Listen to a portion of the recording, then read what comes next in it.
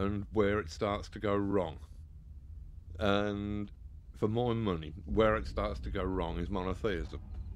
I mean, if you look at the history of magic, you've got its origins in the caves.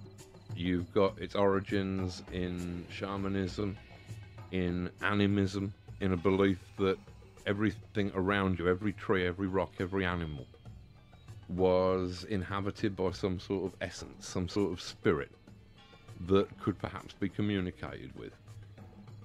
You would have had some central shaman or visionary who would have been responsible for channeling ideas that were useful to survival.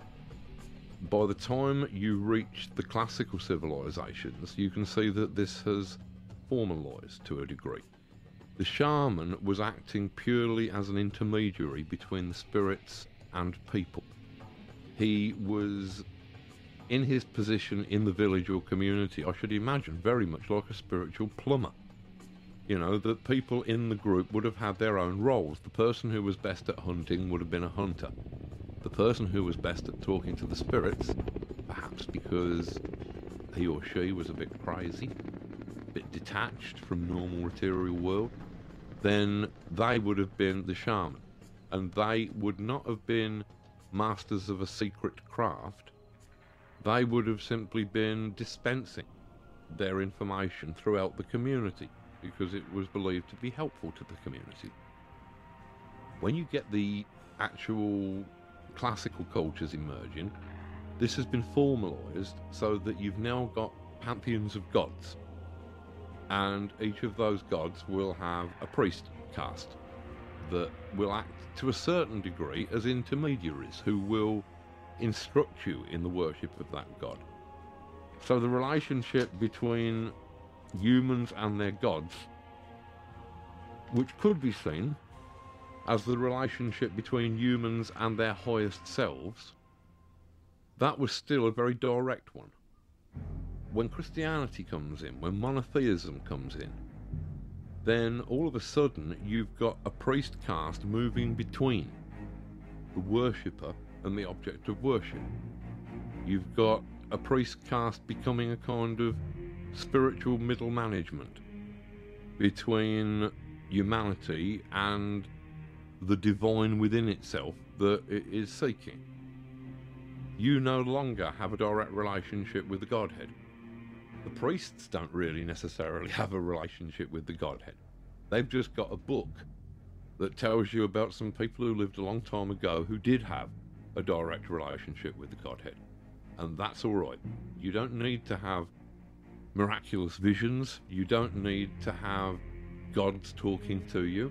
In fact, if you do have any of that stuff, you're probably insane. You know, in the modern world, that stuff doesn't happen. The only people who are allowed to talk to gods, and in a very kind of one-sided way, are priests. Monotheism is, to me, a great simplification.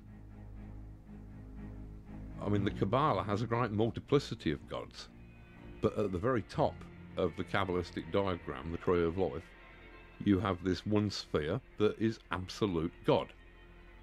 The monad, something that is indivisible, you know? And all of the other gods, and indeed everything else in the universe, is a kind of emanation of that God. Now, that's fine, but it's when you suggest that there is only that one God at this kind of unreachable height above humanity, and there is nothing in between, you're limiting and simplifying the thing. I mean, I tend to think of paganism as a kind of, as an alphabet, as a language. It's like all of the gods are letters in that language. They express nuances, shades of sort of meaning or certain subtleties of ideas. Whereas monotheism, it tends to be just one vowel, and it's just something like, ooh, it's this monkey sound. You can almost imagine the gods becoming frustrated, contemptuous, that with all this richness of spiritual concepts that are available.